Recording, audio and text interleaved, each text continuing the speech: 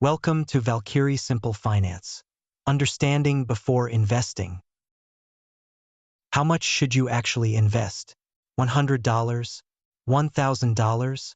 Everything you have? Here's the truth. There is no single answer. Because the right amount depends on you. In this video, I'll show you exactly how to decide, based on 3 simple factors. First, your financial position. Before investing, you should have an emergency fund, control high-interest debt, and know your monthly expenses. Only invest money you can afford to leave invested. Second, your time horizon. How long can you leave your money invested? The longer your time horizon, the more risk you can take, because you have time to recover from market drops. Third, your risk tolerance. How comfortable are you with your investments going up and down?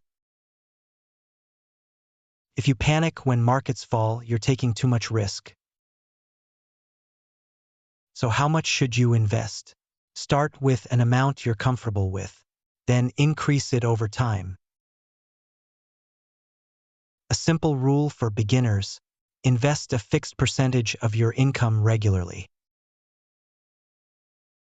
For example, if you invest 10% of your income every month, you build consistency, and that's what drives long-term results. The biggest mistake? Investing too much too soon, and then pulling out when markets fall. A better approach? Start small, stay consistent, increase over time. Because investing isn't about how much you start with, it's about how consistently you invest. The right amount to invest is simple.